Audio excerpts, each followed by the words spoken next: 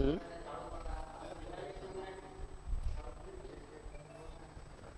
हम्म।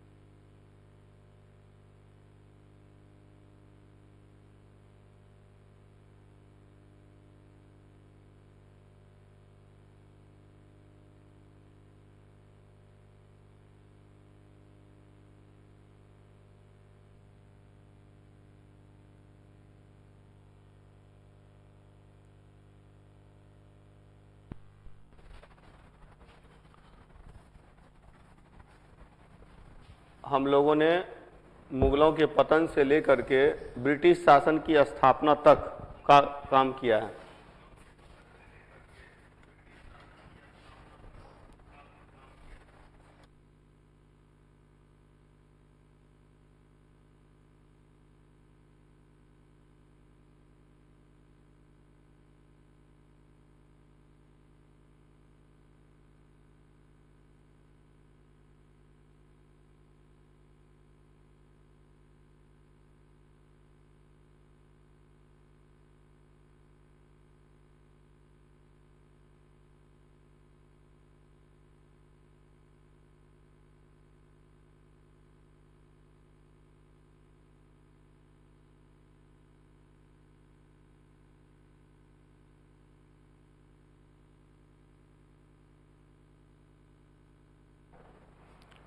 थोड़ी बहुत technical fault होती है, इसीलिए वेट करना पड़ता है, डोंट वरी। नोटिफिकेशन अब जा रहा है। चलिए, तो हम लोग मॉडर्न इंडिया पढ़ रहे हैं और मॉडर्न इंडिया में लास्ट क्लास में, लास्ट सेशंस में, पिछले सेशन में हम लोगों ने मुगलों के पतन से लेकर के ब्रिटिश शासन की स्थापना तक किया था आधुनिक भारत। एट लास्ट 25 क्वेश्चंस किया जाएगा और तब तक जो है सो थोड़ा सा मैं एक इन ब्रीफ इंट्रोडक्शन दे रहा हूं। आज पीडीएफ वगैरह टेलीग्राम चैनल पर मिलेगी, ठीक है। तो मुगलों का पतन हुआ सबसे पहले, औरंगजेब की मृत्यु के बाद। डिक्लाइन ऑफ मुगल्स इन 1707, 1707 में औरंगजेब की मृत्यु हुई और उसकी मृत्यु के बाद मुगलों का पतन शुरू हो गया। इसके बाद क्षेत्रीय शक्तियों का उदय होता है, राइज ऑफ रीजनल पावर्स, क्षेत्रीय शक्तियों का उदय। आज हम लोग क्लाइव और वॉरेन हेस्टिंग्स पढ़ेंगे, तो क्लाइव और वॉरेन हेस्टिंग्स पढ़ेंगे। एट लास्ट 25 क्वेश्चन का एमसीक्यू होगा और तब तक ये इंट्रोडक्शन मैं बता दे रहा हूं और ताकि सारे लोग लाइव हो जाएं। और कुछ लोगों को देर से नोटिफिकेशन मिलता है तो वो लेट कर देते हैं। चलिए, सारे लोगों को गुड मॉर्निंग। मुगलों का पतन हुआ, क्षेत्रीय शक्तियों का उदय हुआ और क्षेत्रीय शक्तियों के उदय के साथ क्या होता है कि ब्रिटिश शासन की स्थापना। यूरोपीय व्यापारियों में ब्रिटिश सर्वोच्चता, British supremacy among European traders, सर्वोच्चता होती है। और इसके बाद क्या होता है,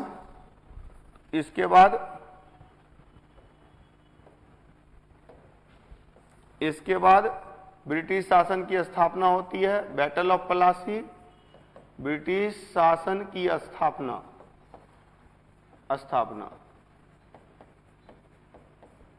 3 दिनों से पीडीएफ नहीं आ रहा है। ओके, पीडीएफ मिल जाएगा, पीडीएफ मैं डलवा दूंगा।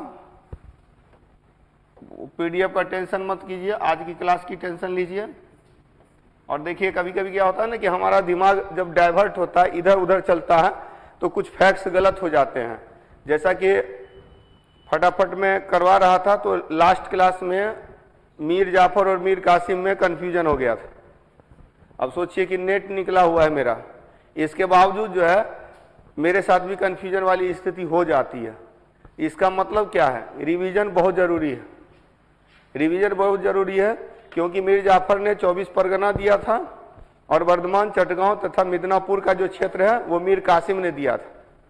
तो ये थोड़ा सा ध्यान में रखना है। पिछले क्लास का जो एक करेक्शन है 15-16 वाला, वो करेक्शन कर लेना है।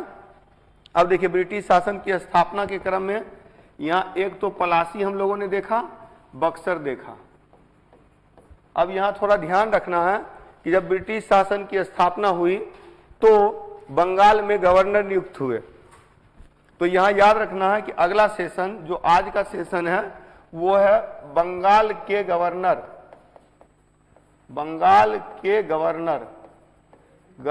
ऑफ बंगाल।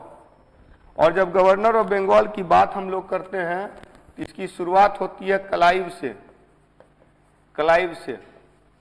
याद रखेंगे, ईस्ट इंडिया कंपनी का गवर्नर और बंगाल का गवर्नर में फर्क है। मतलब ये, अगर क्वेश्चन आएगा बंगाल का पहला गवर्नर कौन बना, तो डेट मीन्स कि in the rule of British, यानी कि इन ब्रिटिश रूल, ब्रिटिश शासन में कौन हुआ, तो पहला गवर्नर बना क्लाइव। लेकिन ईस्ट इंडिया कंपनी का पहला गवर्नर आएगा तो थॉमस स्मिथ था, याद रखेंगे।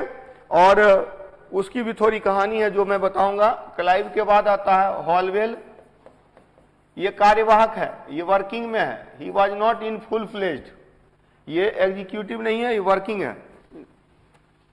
है, तो कार्यवाहक है। हॉलवेल के बाद आता है वेंसीटॉर्ट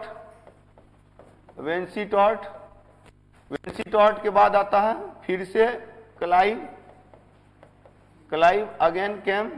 क्लाइव के बाद फिर वेरेल्स्ट के बाद कार्टियर है, और कार्टियर के बाद कौन है? Warren Hastings. वारेन हेस्टिंग्स, यहां तक हम लोगों को करना है। और वारेन हेस्टिंग्स ही बंगाल के गवर्नर से बंगाल का गवर्नर जनरल बन जाता है 1773 के रेगुलेटिंग एक्ट के तहत। अब इसका जो टाइम पीरियड है, टाइम पीरियड इस प्रकार से है 1757 टू 60, 1760, 1760 टू 65, 1765 टू 67, 1767 टू 69 और 1769 टू 1772, 1772 से 1785। और यहाँ एक पॉइंट और ध्यान में रखना है, ध्यान में ये रखना है कि वारेन हेस्टिंग्स जो है इसका टोटल टाइम पीरियड है 1772 से 85, टोटल टाइम पीरियड है। लेकिन आप देखेंगे कि 1772 से 1774 तक बंगाल का गवर्नर है। 74 के बाद 74 में ये बंगाल का गवर्नर जनरल बनता है और 1772 से 85 तक गवर्नर जनरल है। तो जैसे मुझे याद है आपको भी याद रहना चाहिए, Clive, Holwell, Vansittart, Clive, Verelst, Cartier, Warren Hastings. तो ये हमारा क्रैश कोर्स साथ में चल रहा है और इसीलिए, और ये एमसीक्यू मैंने क्वेश्चन आंसर फॉर्मेट में कर दिया कि थोड़ी पढ़ाई आप भी कीजिए। बीएल ग्रोवर की किताब है, लूसेंट तो जनरली है ही, या फिर जो है सो सबसे अच्छा उससे भी डिटेल से रंजीत सर की जो किताब है वो आपके पास है ही, क्योंकि जो किताबें सबके पास रहती है। अब फिर से जो नई किताब खरीदने का भी समय नहीं है। जो भी किताब आपके पास अवेलेबल है उससे, चाहे वो क्राउन हो, चाहे वो कोई भी हो, कोई भी बुक हो, उससे एक स्टडी कर लीजिए और आपके दिमाग में अभी रहना चाहिए फटाफट। ये अब चूंकि 8 तारीख डेट दे दिया है तो हम लोगों को उसी के अकॉर्डिंग करना है कि ये मार्च खत्म होते होते, ये अब मार्च अभी चल रहा है ना, हाँ, तो मार्च खत्म होते होते अप्रैल सेकेंड वीक तक हमारी कोर्स कंप्लीट रहनी चाहिए मॉडर्न इंडिया वाली। 1 घंटा डेली देंगे, काफी है। 1 घंटा डेली दीजिए, 1 घंटा घर में थोड़ा सा बैठ के पढ़ लीजिए तो आपके लिए बहुत बढ़िया है। तो मैंने बताया कि आफ्टर बैटल ऑफ 1757, 1757 के पलासी के युद्ध के बाद भारत में ईस्ट इंडिया कंपनी के शासन की स्थापना हुई। वह ईस्ट इंडिया कंपनी जिसके बारे में मैंने बताया था 31 दिसंबर 1600 को ईस्ट इंडिया कंपनी की स्थापना हुई थी। इसी ईस्ट इंडिया कंपनी के शासन की शुरुआत 23 जून 1757 से होती है। और ईस्ट इंडिया कंपनी जब शासन करने लगी तो इसका व्यापार गड़बड़ा गया, तो बाकी व्यापारी कंपनी को भी आने का मौका मिलने लगा। और एट लास्ट ऐसा हुआ कि कंपनी में भ्रष्टाचार आ गया और एट लास्ट कंपनी के शासन को हटा करके और ब्रिटिश संसद के शासन की शुरुआत 1 नवंबर 1858 से विधिवत होती है महारानी की घोषणा के बाद। लेकिन ईस्ट इंडिया कंपनी बनी रही और ईस्ट इंडिया कंपनी 1 जून 1874 को ईस्ट इंडिया कंपनी को भंग कर दिया गया। तो इसी ईस्ट इंडिया कंपनी कहानी है। अभी हम लोग इस सेक्शन पे हैं, नहीं इस सेक्शन पे हैं, यहां तक हम लोगों ने देख लिया है। इस सेक्शन पे यानी ईस्ट इंडिया कंपनी का शासन जो है 1757 से फ्रॉम 1757 टू 1757 से 1858 तक ईस्ट इंडिया कंपनी का शासन है। इसमें बंगाल में सबसे पहले गवर्नर आए। इसी बंगाल के गवर्नर को 1773 के रेगुलेटिंग एक्ट के तहत बंगाल के गवर्नर जनरल का दर्जा दिया गया और तब वारेन हेस्टिंग्स पहला गवर्नर जनरल बना। तो पहला गवर्नर क्लाइव, पहला गवर्नर जनरल वारेन हेस्टिंग्स। इस बीच में ये सब है। हॉलवेल आए गए। हॉलवेल ने काल कोठरी की घटना का वर्णन किया। वेंसीडार्ट के समय में बंगाल की क्रांति होती है, मीर जाफर की जगह पर मीर कासिम आया और मीर जाफर ने 24 परगना दिया था क्लाइव को। मीर कासिम ने वेंसीडार्ट को दिया था मिदनापुर, वर्धमान और चटगांव का क्षेत्र दिया था। क्लियर? पिछले सेशन का जो ये करेक्शन है उसको कर लेंगे। इसके बाद क्लाइव आता है, क्लाइव फिर दोबारा आता है, इलाहाबाद की संधि होती है और इसके बाद वेरेल्स और कार्टियर। वेरेल्स के ही समय में देखिए प्रथम आंग्ल मैसूर युद्ध हुआ था और इसके बाद जो है वारेन हेस्टिंग आता है। वारेन हेस्टिंग्स का एक लंबा काल है 1772 से 1785, लेकिन बेचारा इसने बहुत ईमानदारी से काम किया, फिर भी ये जब इंग्लैंड गया तो इसके ऊपर मुकदमा चलाया गया। चलिए तो फटाफट सभी लोग जो है first governor general in Bengal, पहला गवर्नर जनरल बंगाल में वारेन हेस्टिंग्स है। पहला गवर्नर भारत में बंगाल में क्लाइव है, ब्रिटिश शासन के अधीन वो भी। इससे पहले भी गवर्नर होते थे, मद्रास में गवर्नर था, कलकत्ता का गवर्नर था, ड्रेक था ना, क्लाइव के पहले ड्रेक था। तो यहां पे भी थोड़ी कंफ्यूजन होती है। अब कभी कभी होता है कि आप क्या समझ रहे हैं और वहां क्या समझा जा रहा है। एक दो क्वेश्चन देखिए बाय मिस्टेक, ह्यूमन एरर से गलती होती है, तो एक दो क्वेश्चन पे टेंशन नहीं लेना है। चलिए फटाफट हम लोग चलते हैं आज के सेशन पे। अब चलिए शुरू हो जाइए। 25 क्वेश्चन आपके पास है और इस 25 क्वेश्चन में रॉबर्ट क्लाइव से लेकर के वारेन हेस्टिंग्स तक क्वेश्चन नंबर 1, पहले क्वेश्चन पे आते हैं हम लोग। ब्रिटिश ईस्ट इंडिया कंपनी का प्रथम गवर्नर कौन था? Who was the first governor of British East India Company? एकदम फटाफट जवाब दीजिए। We are talking about British East India Company. हम लोग ब्रिटिश ईस्ट इंडिया कंपनी की बात कर रहे हैं, ईस्ट इंडिया कंपनी की बात कर रहे हैं, कंपनी। तो एकदम फटाफट जवाब दीजिए। सर नहीं दिख रहा है, बैटरी लो। अब ये क्या हुआ? What is going on? ओहो, कैमरा में मिस्टेक।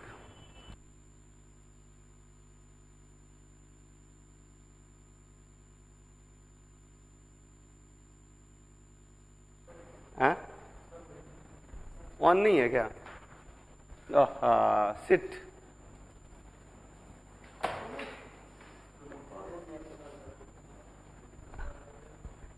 ठीक है, ये हो रहा है, ऑन हो रहा है। एक्चुअली कैमरा का बैटरी ऑन करना, I can't see the projector. कोई बात नहीं, आ रहा है, आवाज तो जा रही है ना। ठीक है, बस। तो ब्रिटिश ईस्ट इंडिया कंपनी का प्रथम गवर्नर कौन था? चलिए, अंधेरा छट गया है, अब फिर से उजाला हो गया है। हाँ, okay, British East India Company का प्रथम गवर्नर। तो we are talking about British East India Company. हम लोग ब्रिटिश ईस्ट इंडिया कंपनी के बारे में बात कर रहे हैं। तो ब्रिटिश ईस्ट इंडिया कंपनी के संदर्भ में याद रखिएगा कुछ पॉइंट्स जो आप लोगों को पता होना चाहिए। ब्रिटिश ईस्ट इंडिया कंपनी की स्थापना 31 दिसंबर 1600 ईस्वी को हुई। ब्रिटिश ईस्ट इंडिया कंपनी का संस्थापक कौन था? John Watt and George White था। जॉर्ज व्हाइट, मतलब हालांकि एक चीज याद रखिएगा, 217 मर्चेंट एडवेंचर्स एक व्यापारिक संस्था थी जिसके 217 शेयर होल्डर्स ने मिल करके ईस्ट इंडिया कंपनी की स्थापना की थी। और ये जो मुख्य संस्थापक है जॉन वाट और जॉर्ज व्हाइट है। 31 दिसंबर 1600 को स्थापना हुई। ये 1600 ईस्वी का चार्टर, 1600 ईस्वी का चार्टर, एक राजलेख पारित किया गया था ब्रिटेन की संसद में, जिसके अंतर्गत ब्रिटिश ईस्ट इंडिया कंपनी को 15 वर्ष के लिए व्यापारिक एकाधिकार प्राप्त हुआ। 15 वर्ष का व्यापारिक एकाधिकार। ईस्ट इंडिया कंपनी भारत आई व्यापार करने के लिए और दूसरी कोई कंपनी भारत नहीं आएगी व्यापार करने के लिए। ये एकाधिकार पत्र, मोनोपोली लेके आए थे। ये एकाधिकार पत्र, एकाधिकार मोनोपोली के साथ आए थे कि दूसरी कोई कंपनी नहीं आएगी। तो क्वेश्चन है, हमारा क्वेश्चन है, और जब ब्रिटिश ईस्ट इंडिया कंपनी की, तो पहले तो आप लोग जवाब दीजिए, ब्रिटिश ईस्ट इंडिया कंपनी का प्रथम गवर्नर कौन था? जो भी ई आंसर दे रहे हैं गलत आंसर दे रहे हैं, स्टार्ट में मैंने बताया था कि ये 1600 की बात है, ये 1757 की बात नहीं है। तो इस समय ऑप्शन में थॉमस स्मिथ, जॉन वाट, जॉर्ज व्हाइट और कैप्टन हॉकिंस, जॉर्ज व्हाइट याद रखिएगा। तो जॉन वाट और जॉर्ज व्हाइट ने मिल करके ईस्ट इंडिया कंपनी की स्थापना की। इसमें पैसा लगाया था 217 शेयर होल्डर्स ने। 500 शेयर होल्डर्स की एक कंपनी थी मर्चेंट एडवेंचर्स, जिसमें से 217 लोगों ने शेयर लगाया, पैसा लगाया। चलिए, तो इसका सही आंसर होगा, सही आंसर होगा बी डी। अच्छा, कुछ लोग सही आंसर दे रहे हैं, तो जो भी थॉमस स्मिथ कह रहे हैं सही है, जो भी ए आंसर दिए सही है। चलिए आगे करते हैं हम लोग। अगला question, question number 2, clear. East India Company आई भारत व्यापार करने के लिए और 9 का मेला लगा दिया चौका 1757 में। 23 जून 1757 को ईस्ट इंडिया कंपनी के शासन की स्थापना हो गई। अगले क्वेश्चन पे आते हैं। Next question, east India Company के शासन के अधीन बंगाल का प्रथम गवर्नर। अब ये लॉलीपॉप क्वेश्चन, सब फटाफट जवाब देंगे। तो ये आसान सा प्रश्न है कि Robert Clive, Verelst, Cartier, Warren Hastings, who was the first governor of Bengal under the rule of East India Company. तो जवाब दीजिए, फटाफट जवाब दीजिए। तो ये तो आसान सा प्रश्न है। अब सही आंसर आ रहा है, जो लोग डी दे रहे हैं गलत दे रहे हैं। तो इसका आंसर, हाँ सब लोग सही आंसर दे रहे हैं। तो सही आंसर क्या है? तो सही आंसर इसका है A, Robert Clive, East India Company के शासन के अधीन। तो पहला था ईस्ट इंडिया कंपनी का पहला गवर्नर थॉमस स्मिथ।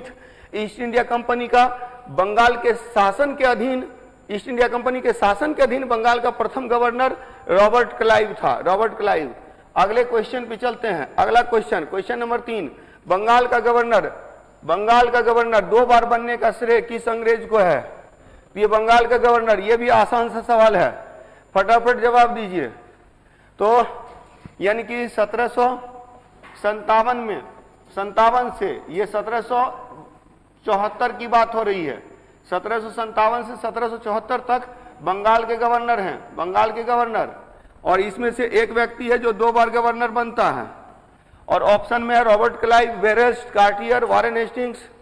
चलिए सही जवाब आप लोग दे रहे हैं, मैक्सिमम सही जवाब। एक तो 1757 से 60 और उसके बाद 1765 से 67। तो 2 बार बंगाल का गवर्नर बना था रॉबर्ट क्लाइव। तो तीसरे सवाल का सही जवाब। चौथे सवाल पे चलते हैं हम लोग। जिन जिन लोगों ने ए आंसर दिया, सही आंसर दिया, निम्नलिखित में से कौन बंगाल का कार्यवाहक गवर्नर बना? अब बताइए इसमें कार्यवाहक गवर्नर कौन है? Who was the working acting governor of Bengal? Working और acting governor of Bengal. Option में हॉलवेल, वेंसीटॉट, वेरेस्ट और कार्टियर। एकदम दिमाग में रखना है। चलिए फटाफट जवाब दीजिए। इसके बारे में भी बता दिया है, अभी तुरंत बता दिया है। ए हॉलवेल, हॉलवेल। चलिए तो ठीक है। तो इसका सही आंसर क्या हो जाएगा? तो जिन जिन लोगों ने ए जवाब दिया है, सही जवाब दिया है, इसका जवाब हो जाएगा हॉलवेल। तो 4 का आंसर हो गया हॉलवेल। चलिए क्वेश्चन नंबर 5 पे चलते हैं। निम्नलिखित में से किस गवर्नर के शासनकाल में मीर कासिम बंगाल का नवाब बना? याद रखिएगा। और ये जो पिछला रिवीजन भी आप लोग कर लीजिएगा, करेक्शन भी कर लीजिएगा। मीर कासिम ने 3 क्षेत्र दिया था। कौन कौन? चटगांव, वर्धमान, मिदनापुर और चटगांव, मिदनापुर और चटगांव। रॉबर्ट क्लाइव ने मीर जाफर को गद्दी पर बैठाया, सिराजुद्दौला को हराकर मीर जाफर को गद्दी पर बैठाया तो उसको 24 परगना मिला था। और मीर कासिम ने वर्धमान, मिदनापुर, चटगांव दिया। इसको बंगाल का नवाब किसने बनाया? ऑप्शन है ए हॉलवेल, बी वेंसीटॉट, सी वेरेस्ट और डी कार्टियर। सही जवाब दीजिए फटाफट। सोनम शुक्ला ए गलत है, खुशबू भगत सी गलत है। चलिए वेंसीटॉट। तो बी, जिन जिन लोगों ने बी आंसर दिया, सही जवाब दिया वेंसीटॉट। वेंसीटॉट का काल कितना है? 1760 से 65। 1760 में ये आता है, मीर जाफर के स्थान पर मीर कासिम को बैठाता है और इसे बंगाल की क्रांति कहता है, रिवॉल्यूशन ऑफ बंगाल। 1760 की क्रांति कहता है। 1760 की क्रांति को ही बंगाल क्रांति कहा गया है।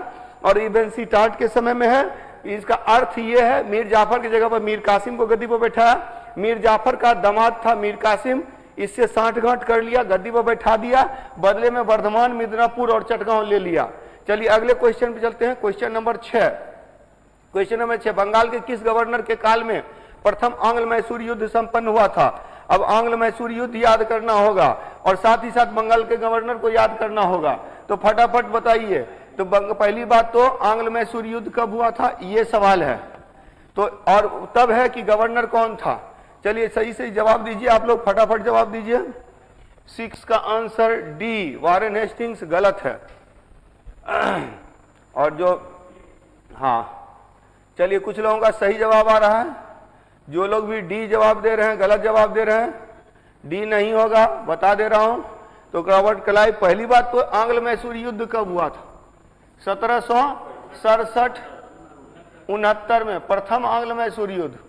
और तब है क्लाइव का काल है 1760 से 57 से 60, 57 से 60 है। और फिर 1760 से 65 से 67 है। और 1767 से 69 वेरेल्स्ट है। 1769 से 69 से 72 कार्टियर है। 1772 से 74 वारेन हेस्टिंग्स है। तो सही जवाब क्या हो जाएगा, वेरेल्स्ट। जिन जिन लोगों ने बी आंसर दिया सही आंसर दिया।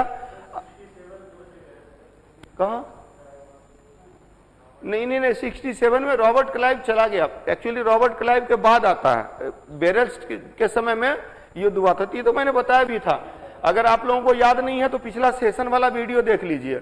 चलिए आगे करते हैं। क्वेश्चन नंबर 7, निम्नलिखित में से किसने बंगाल के गवर्नर और बंगाल के गवर्नर जनरल के रूप में कार्य किया।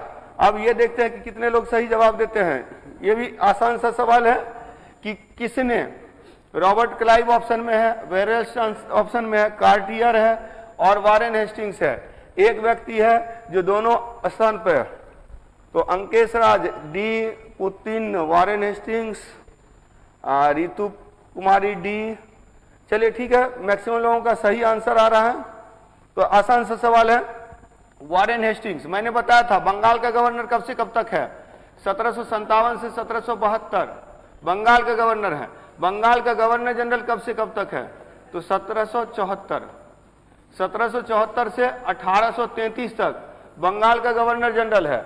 और बंगाल के गवर्नर जनरल के बाद भारत का गवर्नर जनरल आता है 1833 से 1858 तक बंगाल का, भारत का गवर्नर जनरल, भारत का गवर्नर जनरल प्लस वाइसराय 1858 से 1935 तक।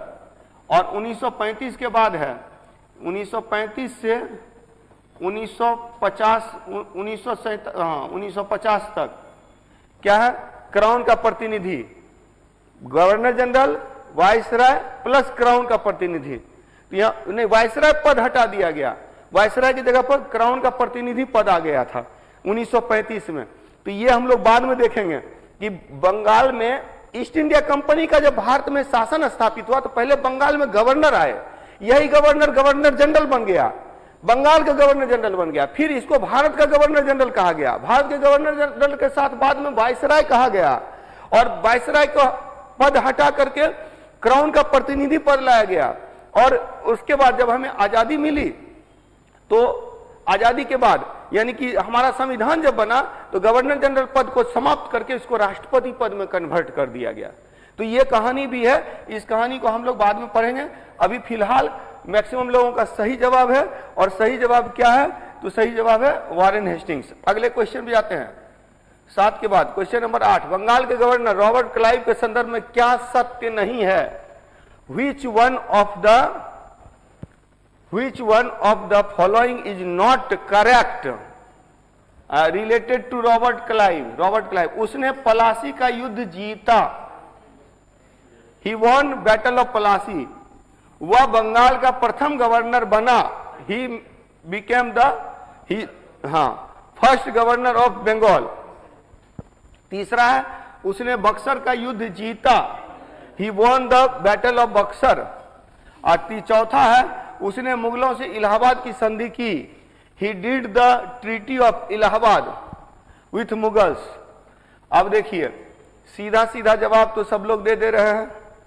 और यहां अगर टेढ़ा भी इसको किया जा सकता है, टेढ़ा ये किया जा सकता है कि एक क्वेश्चन पिछले क्लास में मैंने पूछा था कि क्लाइव के पहले बंगाल का गवर्नर कौन था, क्लाइव के पहले बंगाल का गवर्नर कौन था। तो इसका मतलब क्या हुआ, मतलब यह हुआ कि बंगाल का पहला गवर्नर नहीं है। अगर क्वेश्चन पूछेगा ब्रिटिश शासन के अधीन बंगाल का पहला गवर्नर तब क्लाइव होगा। उससे पहले भी 3 प्रेसिडेंसी थी ना, बंगाल प्रेसिडेंसी, मद्रास प्रेसिडेंसी और बॉम्बे प्रेसिडेंसी। तो तीनों प्रेसिडेंसी में गवर्नर नियुक्त होते थे ना, तो यानी बंगाल का पहला गवर्नर तब कैसे हो गया क्लाइव? तो ये गलत हो जाएगा। तो ऐसे में क्या होगा, हाँ कुछ लोग ड्रेक दे रहे हैं, तो इससे क्या होगा, आंसर क्या होगा? तो बी और सी दोनों होगा, तो आंसर ई हो जाएगा। ठीक है, तो जिन जिन लोगों ने ई आंसर दिया वो सही आंसर दिया। तो इसीलिए ध्यान में रखेंगे कि यही नुक्ता के फेर से खुदा जुदा हो जाता है। ठीक है, बिंदु अगर हटा दिए तो चिंता चिता हो गया। तो चलिए, तो यहां पर ध्यान में रखना है कि इसका ई आंसर होगा कि वह पहला बंगाल का गवर्नर नहीं था। हाँ, अगर ऐसा पूछता कि ब्रिटिश शासन के अधीन प्रथम गवर्नर था तो सही रहता। ब्रिटिश शासन के अधीन, कंपनी के शासन के अधीन पहला गवर्नर रॉबर्ट क्लाइव है। चलिए, तो मैक्सिमम लोगों ने गलत आंसर दिया। अगले क्वेश्चन चलते हैं, क्वेश्चन नंबर 9, और ये है निम्नलिखित में से कौन सा कार्य रॉबर्ट क्लाइव से संबंधित नहीं है? अगेन रॉबर्ट क्लाइव, मैंने कहा था रॉबर्ट क्लाइव और वारेन हेस्टिंग्स को अच्छे से पढ़ के आना है। क्लियर? तो रॉबर्ट क्लाइव ने बंगाल में द्वैध शासन की शुरुआत की, और दूसरा है कि सोसाइटी फॉर ट्रेड की स्थापना की, तीसरा है कंपनी में सिविल सेवा की शुरुआत की, और 24 परगना की जमींदारी प्राप्त की। चलिए, तो फटाफट उत्तर दीजिए, इसका आंसर क्या होगा कि कौन संबंधित नहीं है? Which one is not correct? अब यहां भी कुछ पॉइंट्स देखने को मिलेगा, याद रखिएगा। हालांकि इसमें सी कुछ लोग ई भी आंसर दे रहे हैं, लेकिन सी परफेक्ट आंसर है।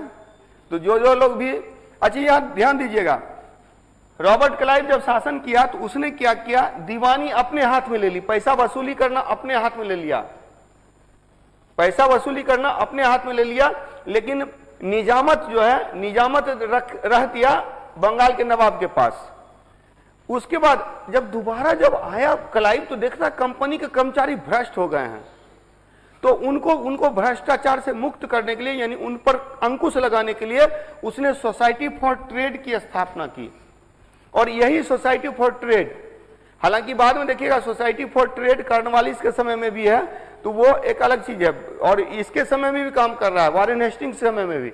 लेकिन सोसाइटी फॉर ट्रेड की स्थापना इसने की कंपनी में भ्रष्टाचार को दूर करने के लिए। और पता होगा कि डबल अलाउंसेस जो मिलता था कंपनी के कर्मचारियों को, उसको उन्होंने खत्म कर दिया, जिसके कारण से इसके समय में श्वेत विद्रोह भी होता है, जो सैनिक, अंग्रेज सैनिकों ने विद्रोह किया था। चलिए, तो पहला सही है, दूसरा संबंधित है, तीसरा सिविल सेवा की शुरुआत, सिविल सेवा की शुरुआत भारत में कॉर्नवालिस ने की, तो सी बिल्कुल गलत है। और 24 परगना की जमींदारी, अभी तुरंत मैंने बताया था कि मीर जाफर ने क्लाइव को 24 परगना की जमींदारी दे दी, तो यानी केवल सी गलत है। तो आंसर क्या हो जाएगा? आंसर हो जाएगा सी, ये सी गलत है। ठीक है, तो आंसर हो जाएगा सी। तो 9 का आंसर हो गया सी। 10 नंबर पे चलते हैं, क्वेश्चन नंबर 10। क्वेश्चन नंबर 10 है, बंगाल बिहार के बाहर दोहरा भत्ता समाप्त किए जाने पर किसके काल में श्वेत विद्रोह हुआ? इसका जवाब तो पिछले क्वेश्चन में ही मिल गया, फटाफट जवाब दीजिए। रॉबर्ट क्लाइव, वेरेल्स्ट, कार्टियर और वारेन हेस्टिंग्स। दोहरा भत्ता, double allowance outside of Bengal Bihar बंद कर दिया गया था। अंग्रेज सैनिक जब लड़ने जाते थे बंगाल बिहार के बाहर तो डबल अलाउंस मिलता था। इसने बोला नहीं, जब एक बार पैसा वेतन दे ही रहे हैं तो अलाउंस देने का क्या मतलब है? तो इस पर जो अंग्रेज सैनिकों ने विद्रोह कर दिया, इसी को श्वेत विद्रोह कहते हैं, व्हाइट रिवोल्ट कहते हैं। श्वेत विद्रोह किसके समय में हुआ? चलिए, मैक्सिमम लोग सही आंसर दे रहे हैं, क्लाइव का समय में हुआ, तो आंसर हो जाएगा ए। चलिए, क्वेश्चन नंबर 11, क्वेश्चन नंबर 11 पे आते हैं। क्वेश्चन नंबर 11, वारेन हेस्टिंग्स का कार्यकाल क्या है? अब देखिए, ये बता दिया था, स्टार्ट में ही मैंने बता दिया था। तो रॉबर्ट क्लाइव का कार्यकाल क्या है? फटाफट उत्तर दीजिए। रॉबर्ट क्लाइव ने, वारेन हेस्टिंग्स का कार्यकाल, वारेन हेस्टिंग्स 1757 से 60 कौन है? फिर 1769 से 72, 72 से 85, 86 से 93। इसको थोड़ा सा देख लेते हैं 1757 से। पहले तो आपका उत्तर देख ले कि आप लोग क्या आंसर दे रहे हैं। सी सी सी, मैक्सिमम लोग सी आंसर दे रहे हैं, बिल्कुल सही आंसर दे रहे हैं। याद रखिएगा क्लाइव का काल है 1757 से 60 और 69 से 72 है। कार्टियर का काल है, कार्टियर। इसके बाद वॉरेन हेस्टिंग्स है, वॉरेन हेस्टिंग्स है, और वॉरेन हेस्टिंग्स के बाद कौन है? कॉर्नवालिस है। नेक्स्ट क्लास में हम लोग कॉर्नवालिस के बारे में पढ़ेंगे, तो आप लोग कॉर्नवालिस और वेलेजली दोनों पढ़ लीजिएगा। मे भी कि दोनों से रिलेटेड रहे, कॉर्नवालिस और वेलेजली से अगली क्लास होगी। और इसी बीच में जो कुछ चीजें जो होंगी जो इनसे रिलेटेड होंगी, जैसे जमींदारी प्रथा है, कॉर्नवालिस के समय में जमींदारी प्रथा भी पढ़ा दूंगा। यानी कि ये पूरा मॉडर्न 1757 से लेकर के 1858 तक जितने गवर्नर जनरल है उस काल की जो भी घटनाएं हैं वो इसी के साथ खत्म होती जाएगी। तो आप लोग इस पर मेहनत करेंगे। और बुक के स्तर पर बीएल ग्रोवर की किताब काफी अच्छी है। अगर आप बुक पढ़ना चाहें तो बीएल ग्रोवर की किताब मेरे साथ साथ पढ़ सकते हैं, मजा आएगा और सारा का सारा कंप्लीट होता जाएगा। क्वेश्चन नंबर 12, वॉरेन हेस्टिंग्स के काल में कौन सा युद्ध नहीं हुआ है? चलिए जवाब दीजिए, फटाफट जवाब दीजिए। वॉरेन हेस्टिंग्स के काल में प्रथम आंग्ल मैसूर युद्ध, द्वितीय आंग्ल मैसूर युद्ध, प्रथम आंग्ल मराठा युद्ध, द्वितीय आंग्ल मराठा युद्ध। अब वॉरेन हेस्टिंग्स का काल कितना है? 1772 से 85 है। तो पहले तो आपके दिमाग में ये रहना चाहिए कि वॉरेन हेस्टिंग्स का काल क्या है? 1772 से 85 है। अब है प्रथम आंग्ल मैसूर युद्ध 1767 से 69, द्वितीय आंग्ल मैसूर युद्ध 1780 to 84, फिर प्रथम आंग्ल मराठा युद्ध 1775 से 82 और द्वितीय आंग्ल मराठा युद्ध 1802 से 6। चलिए तो देखिए मैक्सिमम लोगों ने गलत आंसर दिया है, ए आंसर दिया है। तो याद रखेंगे इसका आंसर क्या हो जाएगा? इसका आंसर हो जाएगा ई। हाँ बिल्कुल ई होगा, क्योंकि यह भी गलत है, यह युद्ध भी नहीं हुआ है और यह युद्ध भी नहीं हुआ है। ए और डी युद्ध नहीं हुआ है, यह हुआ है, यह हुआ है। कौन सा युद्ध नहीं है? तो ए और डी नहीं है, तो आंसर हो जाएगा ई। एक से अधिक हो जाएगा। देखिए यही चीज है, इसीलिए थोड़ा मेहनत करने की आवश्यकता है। फटाफट अगले क्वेश्चन पे चलते हैं। Question number 13, question number 13, Warren Hastings के विषय में क्या असत्य है?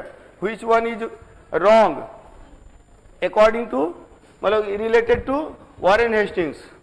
पहला, वह भारत का गवर्नर जनरल बना, उसने बंगाल में द्वैत शासन का अंत किया, उसने रेगुलेटिंग एक्ट के अंतर्गत कार्य किया, उसके काल में गवर्नर जनरल की परिषद थी। चलिए फटाफट जवाब दीजिए कि क्या आंसर होगा इसका। वॉरेन हेस्टिंग्स के विषय में क्या असत्य है? Which one is wrong related to Warren Hastings? बहुत सारे लोग ई आंसर दे रहे हैं, कुछ लोग ए आंसर दे रहे हैं, बी भी आंसर आ रहा है। ए होगा नीतू कुमारी। चलिए तो ये ध्यान में रखिएगा, इसका आंसर जो होगा वो ए होगा। जो लोग भी दूसरा सोच रहे हैं गलत सोच रहे हैं। भारत का गवर्नर नहीं, भारत का गवर्नर जनरल बना था विलियम बेंटिक। ये बंगाल का गवर्नर जनरल बना, तो ये गलत है। यही चीज मैं बार बार बोल रहा हूं, ठीक से पढ़िए क्वेश्चन, नहीं तो गलत हो जाएगा। तो जिन जिन लोगों ने ए आंसर दिया सही आंसर दिया, बाकी लोगों का गलत। अब देखिए उसने बंगाल में द्वैत शासन लाया, कौन? क्लाइव। द्वैत शासन बोला दो शासन, एक नवाब का शासन, एक गवर्नर का शासन। ये आया बोला नवाब का कोई शासन नहीं रहेगा, नवाब हटो, अब केवल गवर्नर रहेगा, गवर्नर जनरल रहेगा। तो यहां पर इसने द्वैत शासन का अंत किया। रेगुलेटिंग एक्ट 1773 के रेगुलेटिंग एक्ट के तहत बंगाल के गवर्नर को बंगाल का गवर्नर जनरल नाम दिया गया। तो इसने रेगुलेटिंग एक्ट के अंतर्गत कार्य किया, सही है। और बंगाल के गवर्नर जनरल की मदद के लिए 4 सदस्यीय परिषद होती थी। 4 सदस्यीय परिषद होती थी। कौन कौन था? बारबेल, मॉनसन, फ्रांसिस, क्लेवरिंग, 4 मेंबर होते थे। तो उसके काल में गवर्नर जनरल की परिषद थी, सही है। तो सही आंसर क्या हो जाएगा? ए। जिन जिन लोगों ने सही आंसर दिया, ए आंसर दिया, उसका सही है। अगला क्वेश्चन क्वेश्चन नंबर 14, निम्नलिखित में से कौन वारेन हेस्टिंग्स के काल में गवर्नर जनरल की परिषद का सदस्य? अभी तुरंत मैंने बता दिया है, देखता हूं कि कितने लोगों का जो की मेमोरी अच्छी है। अब बताइए कि इसमें निम्नलिखित में से कौन सा वारेन हेस्टिंग्स के काल में गवर्नर जनरल की परिषद? तो देखिएगा 1773 के रेगुलेटिंग एक्ट के तहत गवर्नर जनरल की परिषद बनी और परिषद में 4 मेंबर आए, परिषद में 4 सदस्य आए। गवर्नर जनरल की परिषद, जी की परिषद, गवर्नर जनरल की परिषद।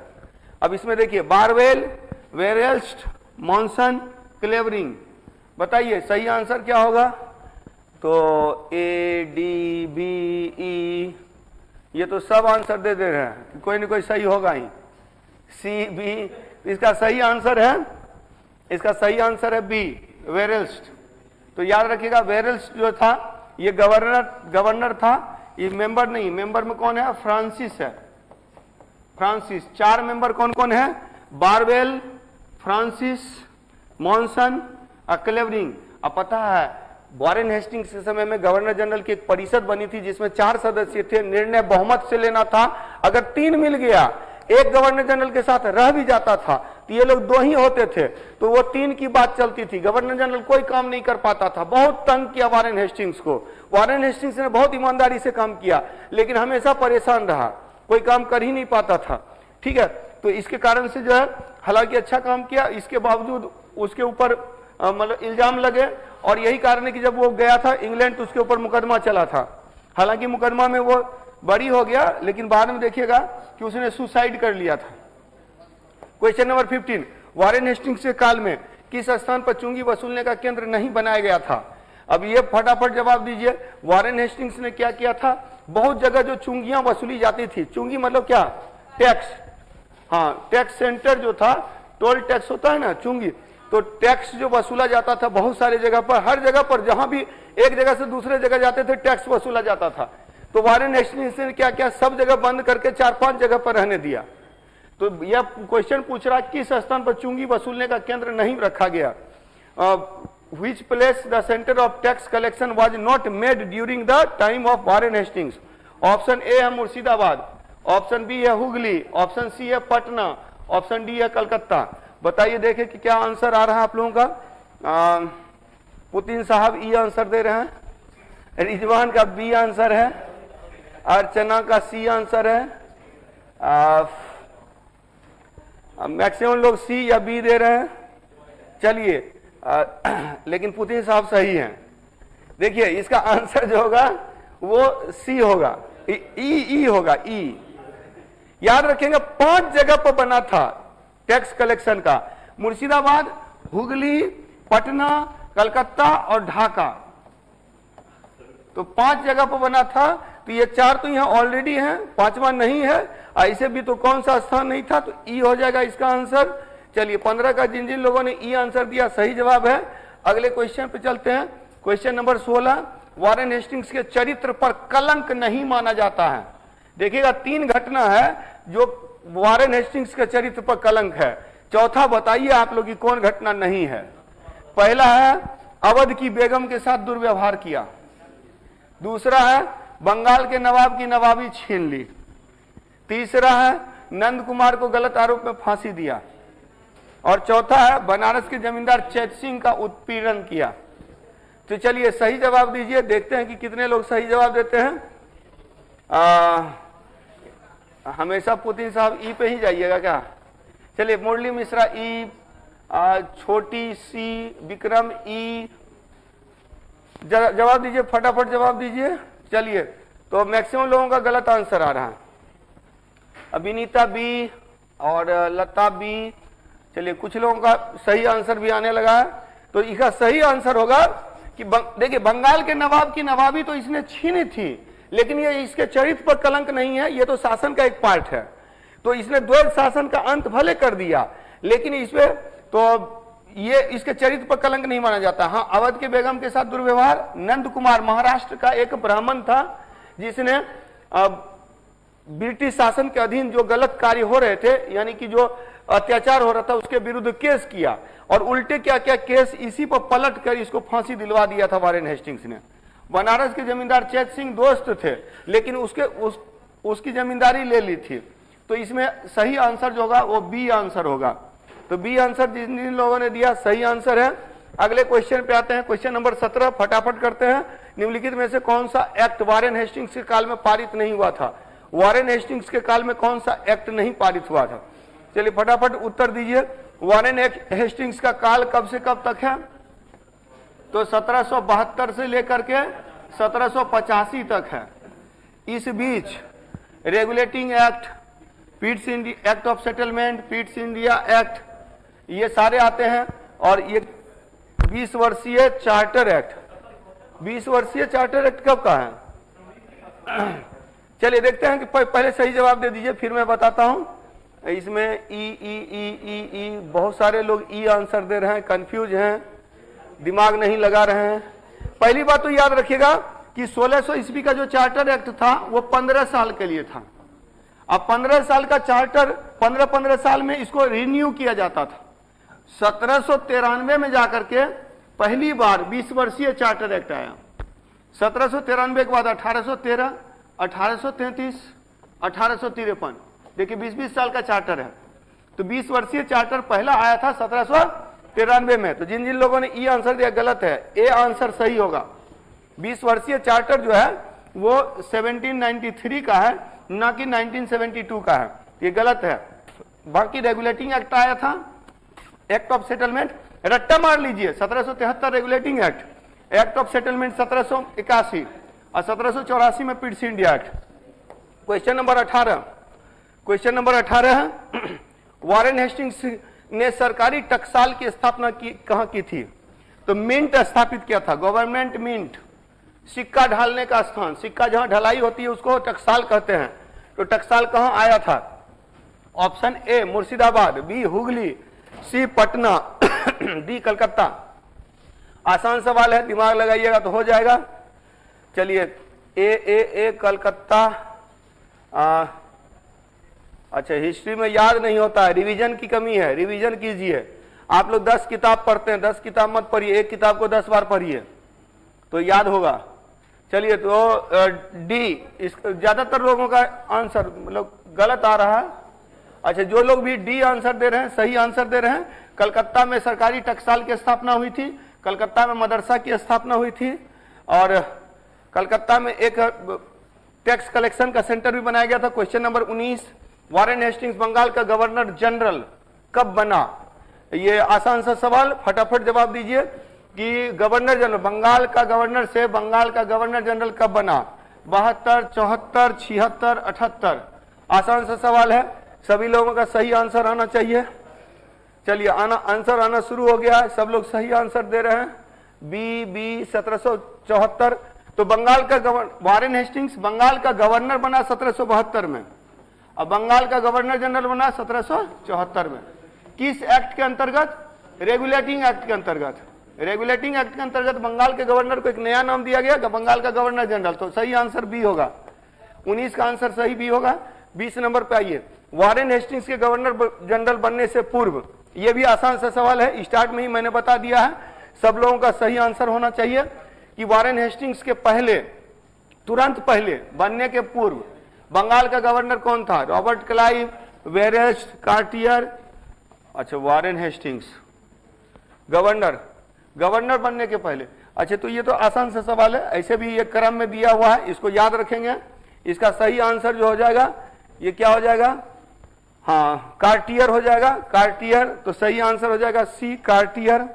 हालांकि सी की जगह पर बी ही लिखा हुआ है, तो ये कार्टियर सही आंसर होगा। वारेन हेस्टिंग्स के गवर्नर बनने के पहले कार्टियर था, कार्टियर के पहले वेरेल्स था, वेरेल्स के पहले क्लाइव था, क्लाइव के पहले वेंसीटार्ट था, वेंसीटार्ट के पहले हॉलवेल के पहले फिर क्लाइव। चलिए अगले क्वेश्चन पे चलते हैं। क्वेश्चन नंबर 21, वारेन हेस्टिंग्स के काल में कब कलकत्ता में उच्चतम न्यायालय की स्थापना हुई थी? कलकत्ता में सुप्रीम कोर्ट स्थापित हुआ था। चलिए, सुप्रीम कोर्ट 1773 के रेगुलेटिंग एक्ट से स्थापित हुआ था, 1773 के रेगुलेटिंग एक्ट से हुआ था। कब हुआ था? तो ऑप्शन वही है, 1772, 1774, 1776 और 1778। तो मैक्सिमम लोगों का सही आंसर आ रहा है, कलकत्ता में उच्चतम न्यायालय, सुप्रीम कोर्ट, कलकत्ता में सुप्रीम कोर्ट 1774 में स्थापित हुआ था। यही सुप्रीम कोर्ट 1935 में इसको जो है 1935 में इसको संघीय कोर्ट कहा गया, संघ का कोर्ट कहा गया, यानी कि यूनियन फेडरल कोर्ट कहा गया। और यही federal court supreme court of India हो जाता है 1950 में, लेकिन ये स्थानांतरित हो गया। पहले तो ये दिल्ली आया, दिल्ली में जाकर के ये सुप्रीम कोर्ट ऑफ इंडिया हो गया, जो 1950 में हमारा संविधान बनने के बाद। चलिए आगे देखते हैं क्वेश्चन नंबर 22। वारेन हेस्टिंग्स को किस एक्ट के अंतर्गत बंगाल का गवर्नर जनरल बनाया गया? ये भी आसान सवाल है, सब लोग फटाफट उत्तर दे दीजिए कि वारेन हेस्टिंग्स को किस एक्ट के अंतर्गत बंगाल का गवर्नर जनरल बना दिया, गवर्नर से गवर्नर जनरल बना दिया गया। Regulating act 1773, act of settlement 1781, Pitt's India act 1784, government of India act बाद में आता है। तो सही जवाब आप लोगों का, हाँ मैक्सिमम लोग सही जवाब दे रहे हैं, इसका सही जवाब क्या हो जाएगा? ए हो जाएगा। रेगुलेटिंग एक्ट के अंतर्गत वारेन हेस्टिंग्स बंगाल के गवर्नर से बंगाल का गवर्नर जनरल बन गया। चलिए अगले क्वेश्चन पे आइए, 3 क्वेश्चन और बचा हुआ है। क्वेश्चन नंबर 23, वारेन हेस्टिंग्स के काल में किस स्थान पर मदरसा की स्थापना की गई? अभी तुरंत बताया था, सही जवाब आना चाहिए। मदरसा की स्थापना कहाँ की गई थी? मुर्शिदाबाद, हुगली, पटना और कलकत्ता। दीजिए फटाफट जवाब दीजिए। तो ये जवाब गलत दे रहे हैं, बी। चलिए तो इसका सही जवाब क्या होगा? तो कहां पे? वारेन हेस्टिंग्स के काल में मदरसा की स्थापना, जहां पर टकसाल स्थापित किया गया था। तो जिन जिन लोगों ने डी आंसर दिया, सही आंसर दिया, कलकत्ता में मदरसा की स्थापना की गई थी। आज लेट से शुरुआत हुई है, इसी कारण से लेट हो रही है। चलिए फटाफट, इसीलिए थोड़ी तेजी से मैं खींच रहा हूं। चलिए अगले क्वेश्चन पे आते हैं। वारेन हेस्टिंग्स के काल में कौन सा अधिनियम पारित नहीं हुआ था? निम्नलिखित में से कौन सा अधिनियम पारित नहीं हुआ? यह भी आसान सा सवाल है, अभी तुरंत मैंने बता भी दिया है। इसका भी सही आंसर दीजिए कि वारेन हेस्टिंग्स के काल का कौन सा अधिनियम नहीं है? Regulating act, act of settlement, Pitt's India act और गवर्नमेंट ऑफ इंडिया एक्ट। दीजिए सही जवाब। मैक्सिमम लोग सही जवाब दे रहे हैं, डी है government of India act. Government of India act कब आता है? गवर्नमेंट ऑफ इंडिया एक्ट आता है 1919 और 1935। तो ये रेगुलेटिंग एक्ट 1773, रट्टा मार लिया। ये क्वेश्चन पूछता है 1773 में regulating act, 1781 1781 act of settlement, 1784 Pitt's India act और उसके बाद गवर्नमेंट ऑफ इंडिया एक्ट। अगले क्वेश्चन पे आइए, क्वेश्चन नंबर 25। निम्नलिखित में से किस गवर्नर जनरल के ऊपर इंग्लैंड में मुकदमा चला था? बहुत आसान सा सवाल, चलिए फटाफट जवाब दे दीजिए। देखते हैं उसके बाद 25 में कितना आप लोगों का सही हुआ। रॉबर्ट क्लाइव, वेरेल्स्ट, कार्टियर और वारेन हेस्टिंग्स है। तो ठीक है, चलिए फटाफट जवाब दे रहे हैं सभी लोग। वारेन हेस्टिंग्स है, तो इसका आंसर हो गया वारेन हेस्टिंग्स। चलिए आप बता दीजिए कि कितने आंसर सही हुए। और नेक्स्ट क्लास के लिए, नेक्स्ट क्लास में हम लोग कॉर्नवालिस और वेलेस्ली को पढ़ेंगे। गवर्नर और गवर्नर जनरल के थ्रू पूरा का पूरा मॉडर्न इंडिया खत्म हो जाएगा। पूरा मॉडर्न इंडिया खत्म करना है। चलिए तो देखते हैं। कुछ लोग 22 सही, बिल्कुल अच्छी स्थिति में है, 20 सही, 23 सही। तो जिनका भी 20+ आ रहा है वो तो एक्सेलेंट है। 18 भी अच्छा है, 15 ठीक है, 17 बहुत बढ़िया। चलिए नेक्स्ट क्लास में हम लोग मिलते हैं। 20+ वाले बहुत अच्छी स्थिति में है, और वो पिछले क्लास वाला आप लोग ठीक कर लीजिएगा। मीर जाफर 24 परगना, मीर कासिम मिदनापुर, वर्धमान और चटगांव।